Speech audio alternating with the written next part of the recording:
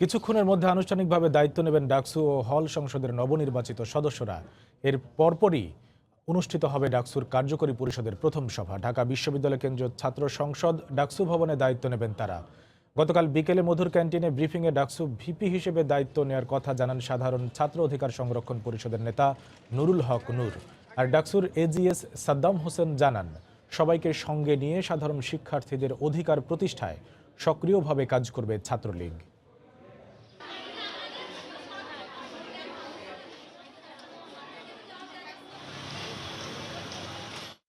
এই মুহূর্তে ঢাকা বিশ্ববিদ্যালয়ে আছেন রিপোর্টার ফারুক ভুইয়া রবিন। সরাসরি চলে যাচ্ছি তার কাছে। রবিন, অনুষ্ঠিত হয়েছে সেখানে কিন্তু ডাকসুর যে প্রতিনিধি আছেন এবং হল সংসদের প্রতিনিধি আছেন তারা সকলেই কিন্তু আজকে থেকে আনুষ্ঠানিকভাবে তারা তাদের দায়িত্ব বুঝে নিচ্ছেন। এবং আপনি জানেন যে অল্প কিছুক্ষণের মধ্যে যে ডাকসুর যে প্রথম কার্যনির্বাহী যে সংসদের সভা হওয়ার কথা রয়েছে এবং সেখানে এরই মধ্যে যে ঢাকা বিশ্ববিদ্যালয় কেন্দ্রীয় ছাত্র সংসদ ডাকসুর সভাপতি হিসাবে যিনি দায়িত্ব পালন করে থাকেন ঢাকা বিশ্ববিদ্যালয়ের উপাচার্য ডক্টর আখতারুজ্জামান, তিনি এরই মধ্যে এখানে ডাকসু ভবনে এসে উপস্থিত হয়েছেন। এবং আমরা যেটি দেখতে পেয়েছি যে ঢাকা বিশ্ববিদ্যালয় কেন্দ্রীয় ছাত্র সংসদ ডাকসুর যে নবনির্বাচিত জিএস গোলাম রব্বানী এবং এজিএস সাদ্দাম হোসেন তারাও কিন্তু এখানে এরই মধ্যে এসে উপস্থিত হয়েছেন। এবং যে ভিপি নুরুল হক তারও আসলে কিছুক্ষণের মধ্যে এখানে এসে উপস্থিত হওয়ার কথা রয়েছে।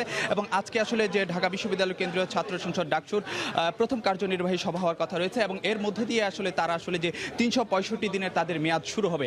আপনারা জানেন যে গত 11 মার্চ যে হল সংসদ যে ডাকসু নির্বাচন হয়েছিল সে ডাকসু নির্বাচন হওয়ার পরে আসলে যে ভিপি নুরুল হক তিনি আসলে দায়িত্ব নেবেন কি নেবেন না সে নিয়ে কিন্তু নানা ধরনের বক্তব্য এসেছিল, কিন্তু গতকাল তিনি পরিষ্কার করেছেন তিনি আসলে আজকে আনুষ্ঠানিকভাবে তিনি তার দায়িত্ব বুঝে নিতে যাচ্ছেন। তো আমাদের সঙ্গে আসলে যেটি কথা বলে আমরা যেটি জানতে পেরেছি অল্প যে তারা আসলে যে সবার শুরুতে তারা শুভেচ্ছা বিনিময় করবেন এবং ডাকসু সভাপতি ভিপি আখতারুজ্জামান, দুঃখিত যে উপাচার্য ডক্টর আখতারুজ্জামান এবং সহসভাপতি অর্থাৎ ভিপি নুরুল হক নূর, GS Saddam Hossain, GS Golam Rabbani, AGS Saddam Hossain সহ যে ডাকসুর যে প্রতিনিধিরা আছেন তারা শুভেচ্ছা বিনিময় করবেন। পরে তারা আসলে তাদের আনুষ্ঠানিক কার্যভার তারা বুঝে নেবেন এবং এর মধ্যে দিয়ে তারা তাদের ৩৬৫ দিনের যে মেয়াদ সেটি আসলে আজকের এর মধ্যে দিয়ে শুরু হবে। তো আরেকটি বিষয় যদি সবুজ আপনাকে জানাতে চাই, আজকে আসলে যে ডাকসু নির্বাচনের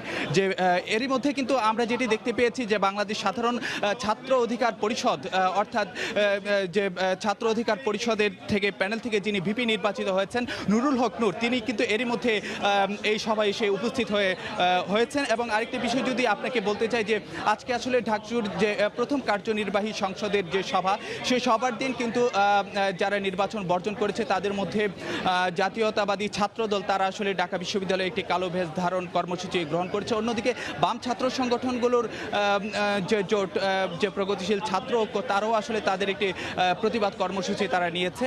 তারা আসলে যেটি তাদের প্রতিবাদ কর্মসূচিতে আসলে ডাকসু নির্বাচন যে বাতিল করে যে নির্বাচনটি গত 11 মার্চ অনুষ্ঠিত হয়েছে সেই নির্বাচনটি বাতিল করে আবারও তফসিল দিয়ে পুনর্নির্বাচনে তার দাবি জানিয়েছেন। তো আপনাকে যদি আরেকটি বিষয় যদি জানাতে চাই, আজকে আসলে যে একই সঙ্গে যে ঢাকা বিশ্ববিদ্যালয়ের যে 18টি হল সংসদ নির্বাচিত হয়েছে তাদের প্রতিনিধিরাও তারা তাদের আনুষ্ঠানিকভাবে দায়িত্বভার বুঝে নেবেন। তো এই ছিল সবুজ আমার কাছ থেকে সবশেষ খবরাখবর। ফিরে যাচ্ছি স্টুডিওতে। সবুজ, কিছুক্ষণের মধ্যে আনুষ্ঠানিকভাবে শুরু হচ্ছে ডাকসু হল সংসদের নবনির্বাচিত কমিটির কার্যক্রম। সেই খবর জানাচ্ছিলেন রিপোর্টার ফারুক ভুইয়া রবিন।